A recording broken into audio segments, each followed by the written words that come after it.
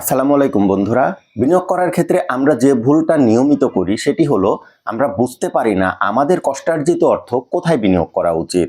আমার গত ভিডিওতে আমার এক নিয়মিত অডিয়েন্স বন্ধু কমেন্ট করেছেন তিনি সঞ্চয়পত্র করবেন না এফডিআর করবেন এবং এই দুইটার মধ্যে নিরাপদ কোনটি।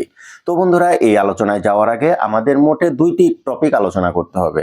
একটি হলো এফডিআর এবং সঞ্চয়পত্র, এটার ফাংশনস, এবং দ্বিতীয়টি হলো আপনি কোথায় নিরাপদে বিনিয়োগ করবেন। তো বন্ধুরা, চলুন আমরা এই দুইটার ফাংশন আলাদা আলাদাভাবে আলোচনা করি। এফডিআর আসলে কি? এফডিআর হলো এমন একটা ইনভেস্টমেন্ট যেটা আপনি যে কোনো ব্যাংকে রাখতে পারবেন এবং ব্যাংক আপনাকে নির্দিষ্ট মেয়াদে সেটির মুনাফা দিবে। যেমন এফডিআর অনেক মেয়াদে হতে পারে, 1 মাস, 3 মাস, 6 মাস, এমনকি 1 বছর। অর্থাৎ প্রতি 1 বছর পর পর অথবা 6 মাস পর পর অথবা 3 মাস পর পর যে মেয়াদেই আপনি রাখুন না কেন, সেই মেয়াদ শেষে ম্যাচুরিটি হবে, আপনাকে ইন্টারেস্টের টাকা আপনার অ্যাকাউন্টে দিয়ে দেওয়া হবে। আপনি যদি চান তাহলে সেই ম্যাচুরিটির পরে এফডিআরটা অটো রিনিউয়াল হবে। আপনি চাইলে, যদি আমি উদাহরণ হিসাবে বলছি, 3 মাস অন্তরে যদি এফডিআর করেন তাহলে 3 মাস পরে আপনার সেটা ম্যাচিউরড হয়ে যাবে। আপনি চাইলে তখনই সেই এফডিআরটা ভেঙে ফেলতে পারবেন। এর জন্য আপনাকে কোনো ধরনের ক্ষতিপূরণ দিতে হবে না। এটি হলো এফডিআর।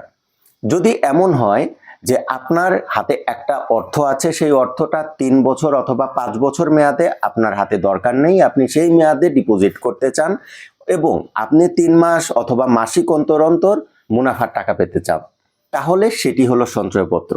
এই সঞ্চয়পত্রটা হলো গভর্নমেন্ট সিকিউরিটি বন্ড। অর্থাৎ সরকার যখন আপনার কাছ থেকে টাকা সংগ্রহ করবে, অর্থাৎ জনগণের কাছ থেকে টাকা সংগ্রহ করবে, তখন সঞ্চয়পত্রের মতো সিকিউরিটি বন্ডের মাধ্যমে টাকা সংগ্রহ করবে। এটি হলো সঞ্চয়পত্রের মেইন ফাংশনস। আশা করি আপনারা সঞ্চয়পত্র এবং এফডিআর কি এটি বুঝতে পেরেছেন। আর এই সঞ্চয়পত্র কোথায় করা যায়? সঞ্চয়পত্র বাংলাদেশের যে কোনো কমার্শিয়াল ব্যাংকে আপনি করতে পারবেন। এখন আসল প্রশ্ন, এই দুইটার মধ্যে কোনটি আপনার উপযোগী, কোনটি আপনি করবেন? দেখুন, আমি যখন সঞ্চয়পত্র কি এফডিআর কি বলছিলাম তখনই কিন্তু ক্লিয়ার করে বলে দিয়েছি, সঞ্চয়পত্র হলো এমন একটা জিনিস যেটি আপনাকে 3 বছর অথবা 5 বছর এই মেয়াদে করতে হবে। আর এফডিআর হলো এমন একটা ইনভেস্টমেন্ট যেটি আপনি 1 মাস, 3 মাস, 6 মাস যে কোনো মেয়াদে করতে পারেন। এটি হলো সঞ্চয়পত্র এবং এফডিআর এর আসল পার্থক্য। এখন এফডিআর যদি আপনি 3 মাস মেয়াদে করেন তাহলে কি হবে? আপনি 3 মাস মেয়াদে টাকাটা তুলে নিতে পারবেন। এখন ধরুন আপনার হাতে কিছু টাকা আছে, সেই টাকাটা খুব অল্প সময়ের জন্য আপনি হাতে রাখতে পারবেন, এরপরে সেটা খরচ করে ফেলতে হবে, তাহলে আপনি এফডিআর করবেন। আর সঞ্চয়পত্রটা যদি আপনি 3 মাস মুনাফা ভিত্তিক সঞ্চয়পত্র করেন তাহলে 3 বছরের মধ্যে সেটি আর হাতে পাবেন না। এই কারণে আপনাকে সিদ্ধান্ত নিতে হবে এফডিআর না সঞ্চয়পত্র কোনটি আপনার জন্য বেশি জরুরি। এখন আপনি প্রশ্ন করেছেন যে কোনটি বেশি নিরাপদ।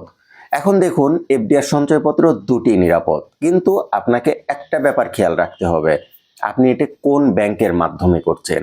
আপনাকে অবশ্যই নিশ্চিত হতে হবে আপনি যে ব্যাংকের মাধ্যমে এফডিআর অথবা সঞ্চয়পত্র যেটি করুন না কেন, সেই ব্যাংকের আর্থিক অবস্থা কি, ইকোনমিক হেলথ, ফাইন্যান্সিয়াল হেলথ আসলে কেমন। যদি সেটা সক্ষম ব্যাংক হয়, শক্ত ব্যাংক হয়, তাহলে সেখানে আপনি চোখ বন্ধ করে করতে পারবেন। এই ডিসিশন আসলে আপনাকে নিতে হবে।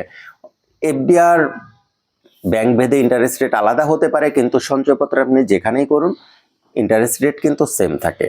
এই জন্য এই সিদ্ধান্ত আপনার নিতে হবে আপনি এফডিআর এবং সঞ্চয়পত্র কোথায় করবেন। তবে অবশ্যই খেয়াল রাখবেন সেই ব্যাংকের অবস্থাটা কেমন, তাহলে আপনার টাকা শতভাগ নিরাপদ। তো বন্ধুরা, আজকের ভিডিও এতটুকুই ছিল। কেমন লাগলো আজকের ভিডিও?